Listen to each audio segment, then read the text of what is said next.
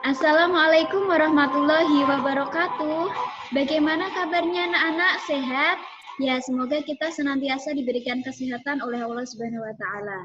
Sebelum kita mulai pembelajaran di pagi hari ini, alangkah baiknya kita berdoa. Berdoa mulai. Berdoa selesai. Bagaimana? Sudah siap untuk melanjutkan pembelajaran hari ini? Siap ya? Silahkan kalian mengisi presensi di Google Form yang telah Ibu sediakan.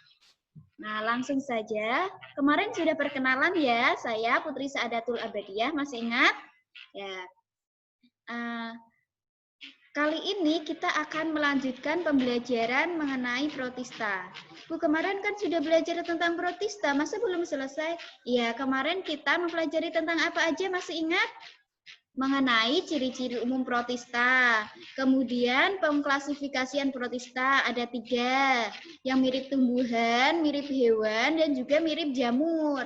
Kemarin kita mempelajari protista mirip apa? Hewan sama mirip jamur. Nah, kali ini kita akan mempelajari tentang apa aja. Lanjut yuk. Nah, pembelajaran ini bertujuan untuk menjelaskan ciri dan peran protista mirip tumbuhan. Nah, kemudian membedakan organisme protista mirip jamur, hewan, dan tumbuhan berdasarkan pengamatan kalian nanti. Kemudian menjelaskan cara-cara perkembangbiakan organisme protista dan mengidentifikasi protista yang menguntungkan atau merugikan bagi kehidupan manusia. Nah, untuk yang membedakan protista dan juga mengidentifikasi manfaat atau kerugian dari protista itu nanti tugas kalian di LDS yang telah Ibu sediakan nanti. Nah, untuk pembuatan laporan itu nanti hasilnya silahkan kalian kirim ke email Ibu, dan untuk presentasi hasil diskusi kelompok nanti silahkan kalian membuat video presentasi dan dikirim ke akun YouTube kalian. Oke, sudah siap untuk melanjutkan pembelajaran? Siap ya? Oke. Bu, kenapa sih kita harus mempelajari itu semua? Ya, tentu saja selain untuk meningkatkan keimanan dan ketakwaan kita terhadap Allah Subhanahu wa taala, protista ini, khususnya protista mirip tumbuhan, sangat erat kaitannya dengan kehidupan kita. Kemudian banyak sekali protista yang mirip tumbuhan yang dijadikan sebagai bahan baku pembuatan makanan. Ada juga protista yang merugikan. Apa saja itu? Nah, nanti kita pelajari itu semua. Lanjut saja. Kalian pernah makan agar-agar? Sudah pernah semua ya? Kalian tahu tidak agar-agar itu terbuat dari apa? Ya, terbuat dari protista jenis yang protista mirip tumbuh-tumbuhan. Nah, lanjut saja. Protista mirip tumbuhan. Ada yang tahu nama lainnya? Kemarin sudah Ibu singgung. Ya, alga atau ganggang. Nah, ini jenis protista yang pertama Ibu sampaikan, yaitu ada euglenoid, yaitu berasal dari kata eu yang berarti sejati dan glena berarti mata.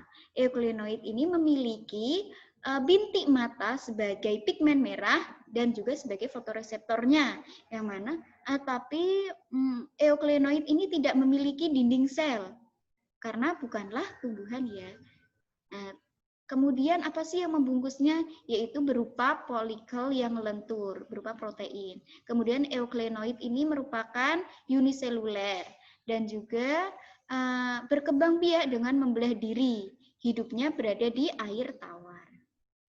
Kemudian ada juga jenis crispita, ganggang emas. Ini memiliki karoten xanthofil yang menyebabkan warna keemasan. Ini merupakan makhluk hidup yang uniseluler soliter dan ada juga yang multiseluler berkoloni. Habitat ada di air tawar dan juga ada di air laut. Kemudian reproduksinya ada yang membelah diri, ini untuk crispita yang uniseluler, dan juga ada yang spora. Melalui spora ya, itu merupakan crispita yang multiseluler. Ini contoh gambar dari crispita. Ini yang centric dichotom silica skeleton. Kemudian ini yang di saltwater. Oke. Kemudian ada Piropita atau Dinoflagellata, disebut juga dengan ganggang api. Kenapa disebut dengan ganggang api? Karena kalau malam itu akan menampakkan cahaya, yang mana disebut dengan fluorescence. Kemudian ini Piropita ada yang merupakan produsen fitoplankton laut, yaitu Nyctiluca scintillans. Kemudian ada juga yang menghasilkan toksin, yaitu Gymnodium ya, berupa toksin neurotoksin.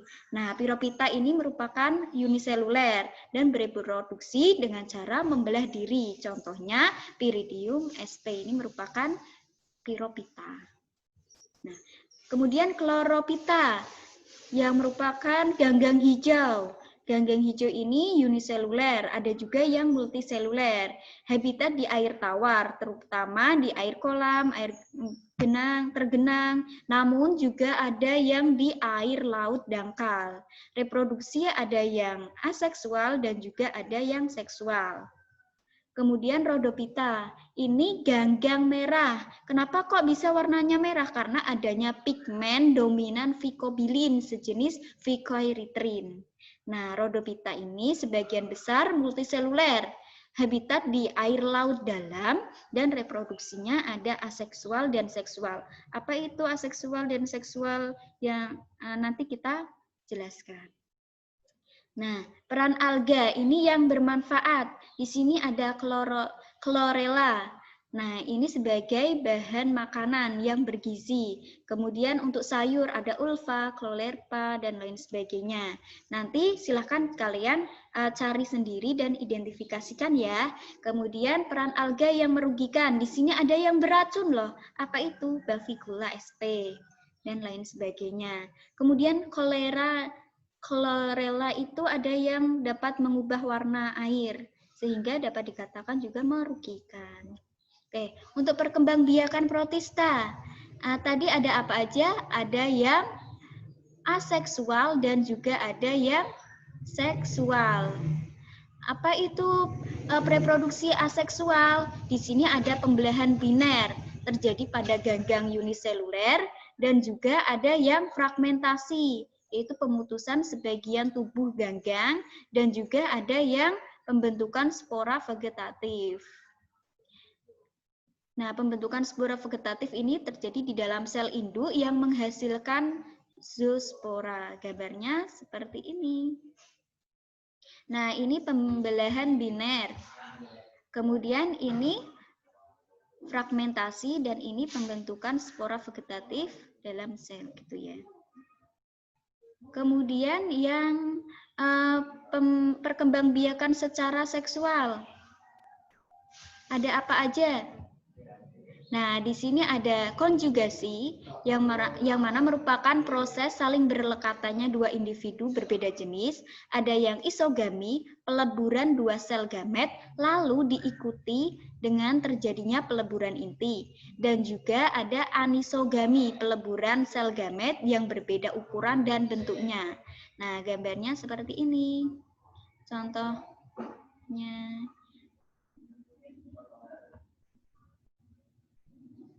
Nah, ini konjugasi tadi, kemudian ada singgami dan juga anisogami berbeda ukuran. Gitu. Jelas ya? Nah, lanjut saja. Untuk tugasnya, kalian silahkan membuat kelompok sesuai dengan kelompok yang kemarin tidak apa-apa. Kemudian sudah membuat grup WhatsApp ya. Nah, silahkan kalian unduh LDS yang sudah Ibu sediakan di link yang tadi Ibu share, kemudian kalian membuka LDS-nya dan mulai mengerjakan. Nah, lakukan sesuai dengan petunjuk cara kerja. Kemudian di akhir ada pertanyaan dan diskusi. Silahkan kalian diskusikan ini. Nah, setelah kalian mendengarkan penjelasan Ibu dan mengerjakan LDS, pasti kalian akan bertanya-tanya. Nah, silakan kalian membuat rumusan masalah, kemudian buat hipotesisnya, kemudian Kalian mencari data untuk menjawab pertanyaan kalian sesuai dengan data yang relevan ya. Kemudian setelah itu silahkan kalian verifikasi apakah hipotesis Anda itu kalian itu benar atau kurang tepat. Kemudian silahkan kalian kasih simpulannya. Nah, untuk laporannya nanti itu laporan hasil diskusi kalian semua. Kemudian kalian kirim ke email Ibu. Untuk presentasinya, kalian mempresentasikan hasil diskusi kalian yang dari LDS ini. Nanti kalian unggah dan linknya silahkan kalian bagi ke Ibu. Sudah jelas ya? Nah, untuk tambahan referensi, Ibu sudah membuat booklet berupa booklet protozoa mirip tumbuhan. Silahkan kalian unduh ya. Nah, kalau kalian sudah siap untuk melakukan kegiatan LDS, melanjutkan kegiatan LDS, silahkan mengisi LDS, silahkan ya. Kemudian untuk pengumpulannya batas maksimal minggu depan ya. Nah, untuk ulangan harian, kalian silahkan mengerjakan ulangan harian di Google Form yang Ibu sediakan. Untuk batas waktunya bisa kalian lakukan besok selama 1 jam dan itu secara otomatis akan tertutup secara sendirinya. Gitu. Nah, untuk nanti yang siswa mendapatkan nilai tertinggi nanti akan Ibu beri hadiah. Gitu. Sekiranya sekian, ada yang bisa menyimpulkan dari kegiatan pembelajaran ini? Nah, silakan kalian isi di kolom komentar ya. Ibu mau membantu menyimpulkan dari kegiatan ini. Nah, tadi itu kita mempelajari tentang protista yang mirip tumbuhan dan juga reproduksi dari protista itu. Reproduksi protista itu tadi ada aseksual dan juga seksual. Kemudian untuk protista mirip tumbuhan tadi itu ada yang multiseluler, ada yang uniseluler, kemudian itu merupakan autotrof ya. Kemudian ada yang bisa menambahkan? Ya, silahkan kalian tambahkan di kolom komentar, oke? Nah, sekiranya kalau ada yang mendapatkan nilai ulangan harian di bawah KKM, silakan kalian nanti menghubungi Ibu dan akan Ibu berikan ujian remedi. Sedangkan yang mendapatkan nilai di atas KKM, silahkan kalian mencari sumber berupa artikel jurnal mengenai protista dan silahkan kalian untuk meringkasnya. Oke, sudah jelas ya penugasannya? Sekiranya cukup sekian, kurang lebihnya mohon maaf. Untuk terakhir kalinya, Ibu mohon maaf yang sebesar-besarnya apabila ada perkataan atau apa yang tidak tepat, mohon dimaafkan. Silahkan ketua kelas untuk memimpin doanya. Ya, saya cukupkan sekian. Wassalamualaikum warahmatullahi wabarakatuh.